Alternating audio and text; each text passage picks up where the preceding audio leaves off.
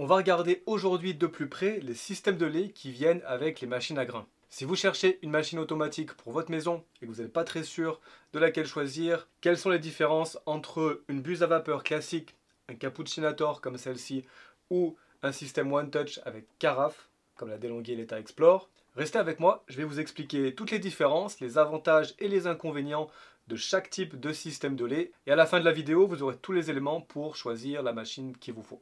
Sur les machines à grains, on retrouve donc trois grands systèmes. Et ça va des machines les plus abordables, ici entrée de gamme avec une buse vapeur classique, au système hybride un peu plus évolué comme le Cappuccinator, et puis les systèmes One Touch qui sont présents sur les machines moyenne gamme ou haut de gamme et donc un peu plus chères.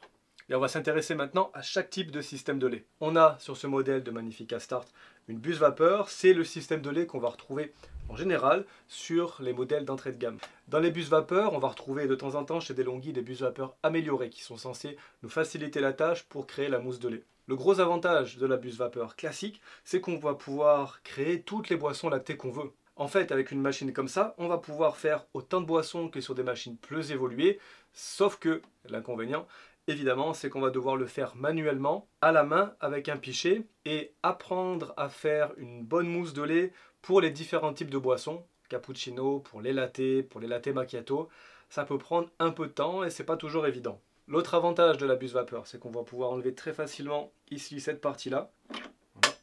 Et ensuite, on va pouvoir nettoyer ça, la passer sous l'eau. Donc le nettoyage se fait bien, se fait facilement, se fait rapidement. Ça peut devenir un problème sur les systèmes One Touch, on le verra après.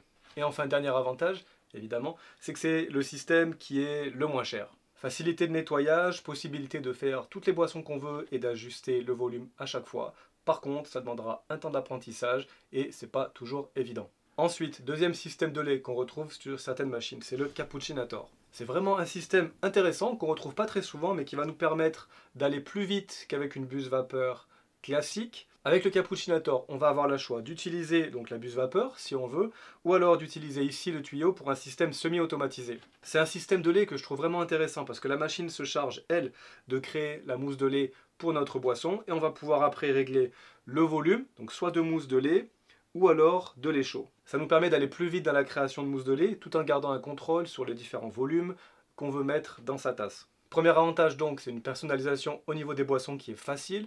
Le deuxième avantage, c'est que la machine va se charger de créer la mousse de lait pour nous. On retrouve ce système en général sur les machines milieu de gamme. Là, c'est sur la machine Café au Solo Perfect Milk de Melita. Enfin, le petit inconvénient du Cappuccinator, mais qui se retrouve aussi sur tous les systèmes One Touch qui vont utiliser un tuyau comme ça externe, ça va être le besoin à chaque fois de nettoyer. À la fin de chaque boisson lactée, c'est vraiment important de nettoyer le conduit, de faire circuler de l'eau à l'intérieur pour éviter d'avoir des résidus de lait qui restent dans le tuyau.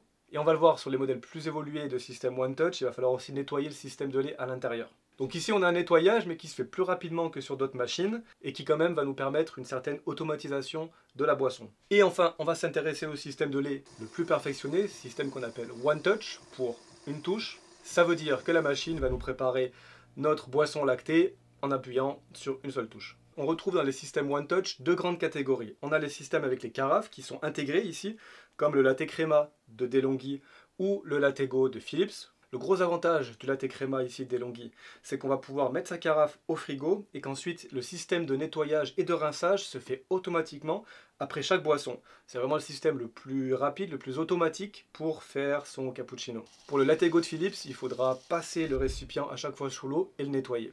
Ensuite, on a une autre forme de système One Touch qui ressemble un peu à un Cappuccinator où on aura le récipient à lait qui va être extérieur à la machine et qui va passer par un petit tuyau. Là aussi, c'est très pratique, on a vraiment le système One Touch et la machine va s'occuper de tout. Par contre, on aura un nettoyage qui va être un peu plus important à faire, nettoyage du système de lait et nettoyage des tuyaux à chaque fois. Pour le système One Touch, le gros avantage, vous l'aurez compris, c'est qu'on a une boisson qui est entièrement automatisée de A à Z, on n'a vraiment rien à faire dessus. Le principal inconvénient, mais qui ne concerne pas vraiment ici DeLonghi, mais plutôt les autres modèles, ça va être le nettoyage à chaque fois à faire, qui est un peu contraignant. Et puis, comme on est ici forcément sur des gammes plus chères, L'inconvénient, j'ai envie de dire, central pour tous ces systèmes-là, ça va être le prix.